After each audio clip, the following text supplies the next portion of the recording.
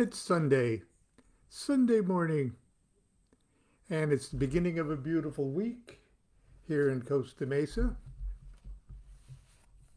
Welcome to another installment of the Key to Solomon's Key. Is this the lost symbol of Masonry or Secrets of Magic and Masonry? I'm going to just jump right into it today. We're on chapter 2. I confess I'm a magician. The little epigram is from Albert G. Mackey, who is a famous Masonic scholar. And much light, it must be confessed, is thrown on many of the mystical names in the higher degrees by the dogmas of magic. And hence, magic furnishes a curious and interesting study for Freemasons.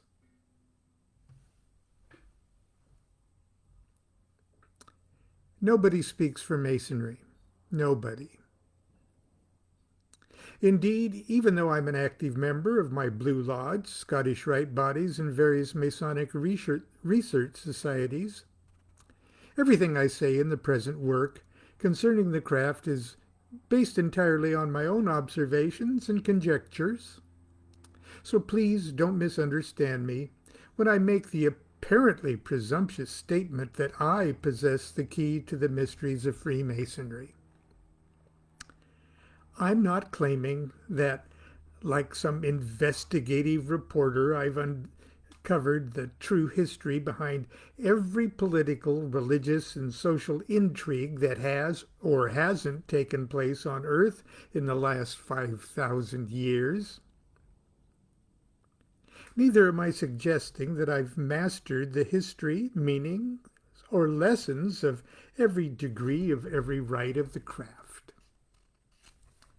I am saying, however, that regardless the circumstances surrounding Masonry's creation and development, regardless of the past or present motives and activities of its individual leaders and members, the craft is indeed the custodian of a profound and fundamental secret.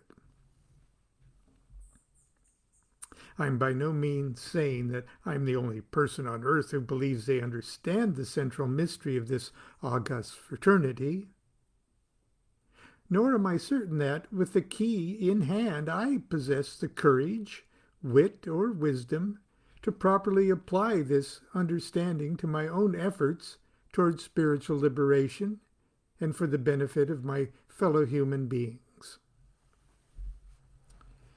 Whether or not they realize it, millions of men and women, Masons and non-Masons alike, possess this key.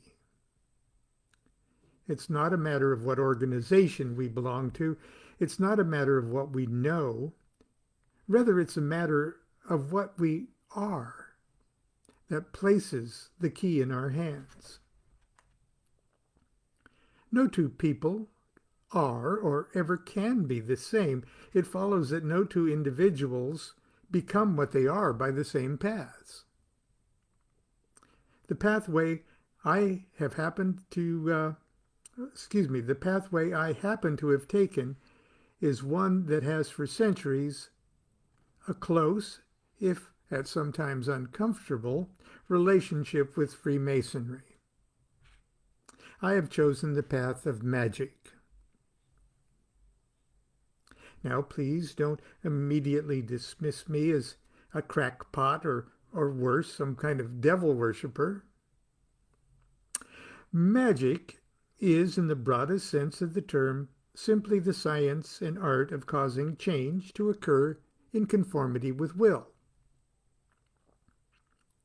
The will I am talking about is both the will of God, as commonly understood, and the true will of each individual, which, if properly realized, can be nothing other than the perfect reflection of the divine will.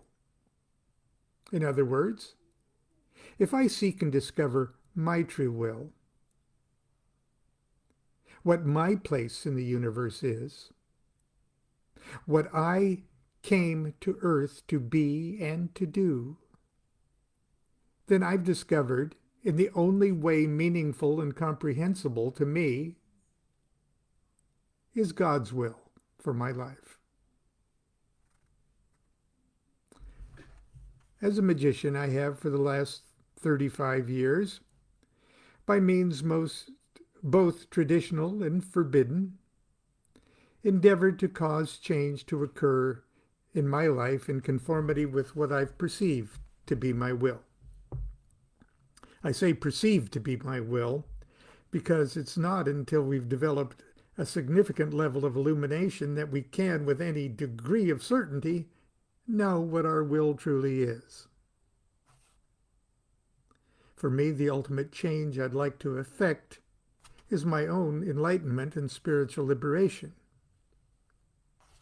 Call it what you like: salvation, redemption, return to Godhead, absorption in the infinite, nirvana, heaven.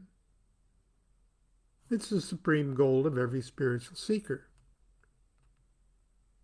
However, the magician goes about this great work very differently than the average religious devotee or the Eastern mystic. The disciplines of the East encourage the aspirant to still the body and mind and go within, to deal subjectively with the subtle obstacles that stand in the way of his or her perfect illumination. This approach requires quiet patience and a subtle underlying confidence that all spiritual answers can ultimately be found inside oneself. Western magic springs from the myths and rich traditions of Babylon, Egypt, Arabia, and Israel. It is a spiritual art form that seems particularly suited to the way the Western psyche is hardwired. Traditionally, the Western mystic's approach has not been as subtle as that of his or her Eastern counterpart. Until relatively recent times, most Western seekers hadn't developed the confidence to explore the possibility that all spiritual answers lie within. For centuries, we preferred to objectify our subjective issues, deal outwardly with internal matters. For the less adventurous, this has meant submitting to the dictates of a deity that we perceive as existing outside ourselves, outside of nature. Instead of closing our eyes and searching for our own answers, the majority of Westerners have preferred the path of vicarious illumination, relying exclusively upon faith in the outward visible reality of the authoritative words of some person or scripture. To a certain degree, this outward introspection is the foundation of the Western magical tradition as well. But the focus of the magician is a little bolder and more personally challenging. The magician dares view himself or herself as being an important and integral part of the divine chain of command of spiritual beings, not a mere observer or helpless victim in need of rescue, but a principal player, a junior partner with God and the great plan of creation. The modern magician is certainly not alone in holding this point of view. In fact, according to recent statistics, nearly 1/3 of the world's population currently shares to some degree this spiritual self-image. Prior to the advent of Christianity and Islam, it was a near universally accepted fact of life. But magic is a science and an art form, not a belief system or a religion. Like Freemasonry, magic cares little what one's religious beliefs or opinions are. That being said, the fact remains that very few Masons are card-carrying magicians. That's starting to change. Or even have an interest in such things. While in theory, Masonry opens her doors to anyone professing a belief in a supreme being, the overwhelming majority of Masons worldwide are Christians or Jews. Bible passages are recited during the degree ceremonies, and unless the candidate requests otherwise, the Christian version of the Holy Bible is the default volume of the sacred law upon which the candidates for initiation place their hands when swearing their solemn oaths to the fraternity. Lodge meetings have an overtly religious feel to them. They are opened and closed with prayer, but the prayers are addressed generically to the great architect of the universe or to the supreme Grand Master. This custom creates a unique spiritual atmosphere in which the supreme deity is elevated above sectarian divisions. We're no longer Methodists praying like Methodists, or Jews praying like Jews, or Muslims praying like Muslims, or pagans praying the pagan way. Within the tiled lodge, we are simply human beings praying to God, because it's a human thing to do. When you think about it, this seemingly simple custom is, in and of itself, a radical and revolutionary statement of spiritual liberation. It transforms each member into a religion of one, answerable to no one but God. And that is precisely what a magician is. It's eminently appropriate that the person of King Solomon rises as a central figure in the traditions of both magic and Masonry. For it is written that Solomon was not only a great and wise man of God, he was the most powerful magician the world has ever known. And that's the end of chapter 2. Chapter 3 is rather short, so I'm going to finish it because we've only gone about 13 minutes, if that's okay with you.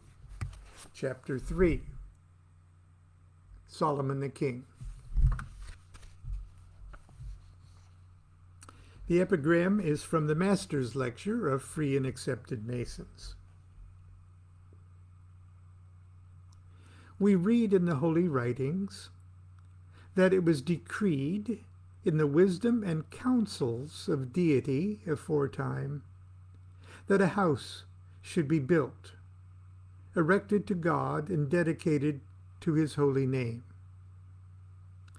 We also learn from the same sacred source that David, king of Israel, desired to build the house, but that in consequence of his reign having been one of many wars and much bloodshed, that distinguished privilege was denied him. He was not, however, left without hope, for God promised him that out of his loins there should come a man who would be adequate to the performance of so great and glorious an undertaking. That promise was verified in the person and character of Solomon, his son, who ascended the throne.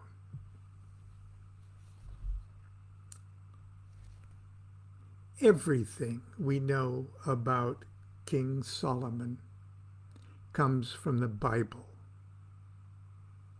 I'm going to say that again.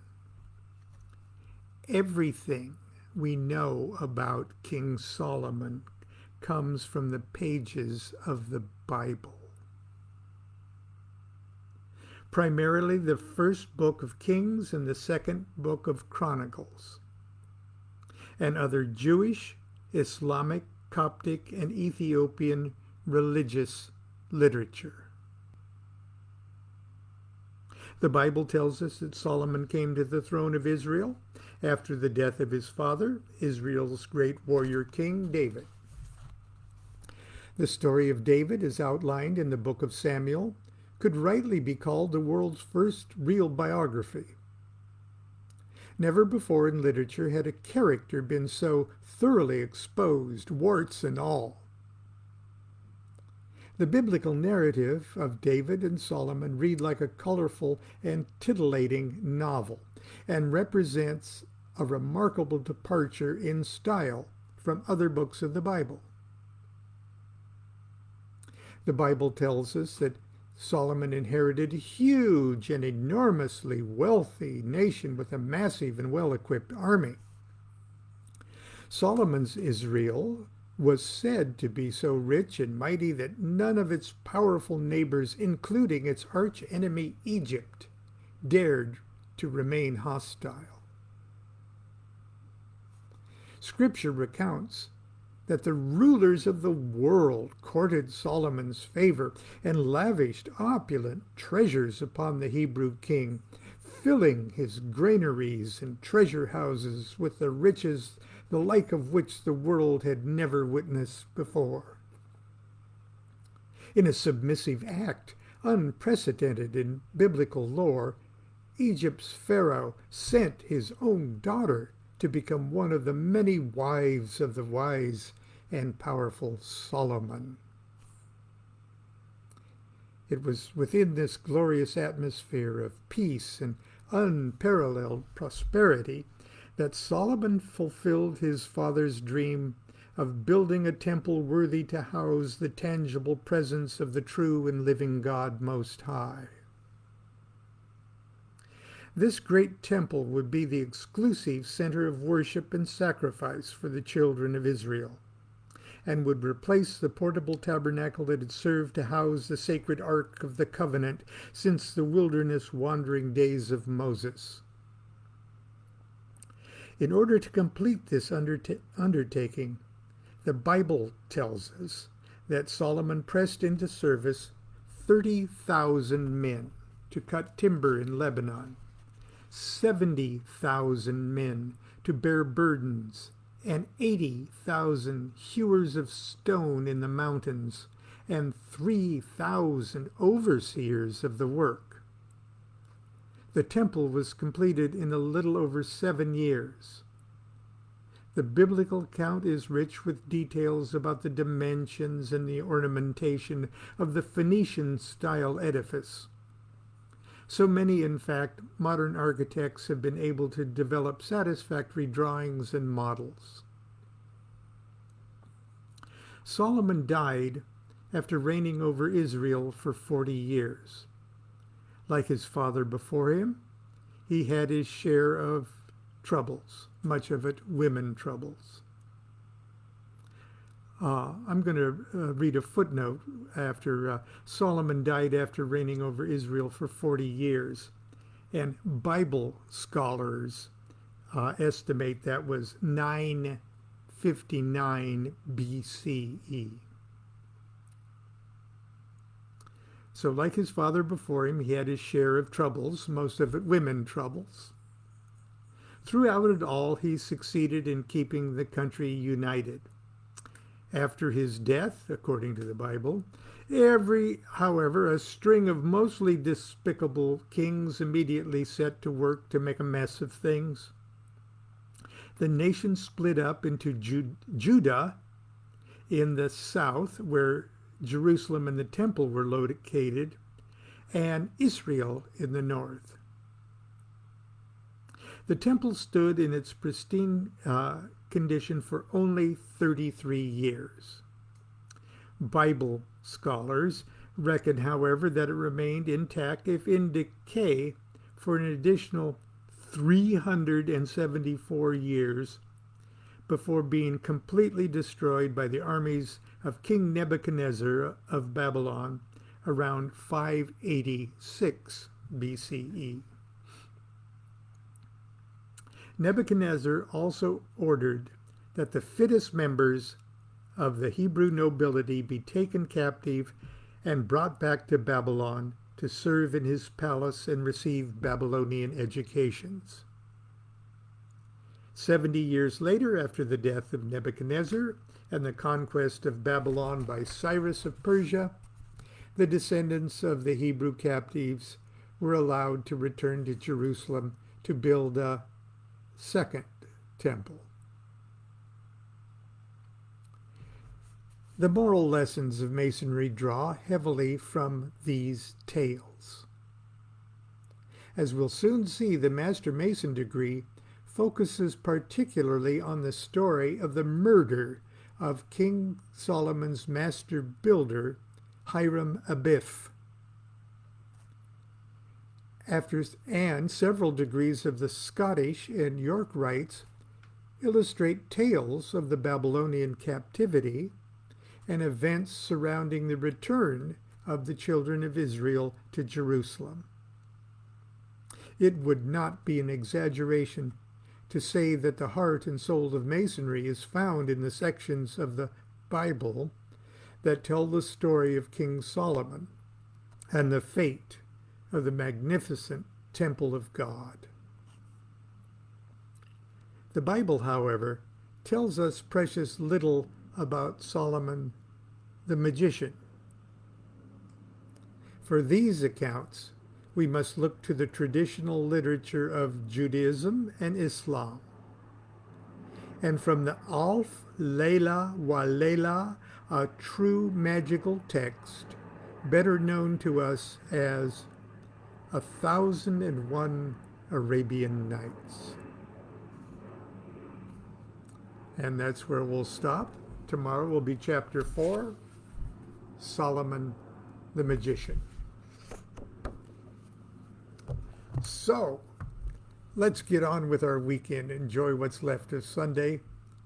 Continue to be good to yourself and be good to each other. I've got a lot of work to do today. And I have an interview tonight. Do what thou wilt shall be the whole of the law. Love is the law, love under will.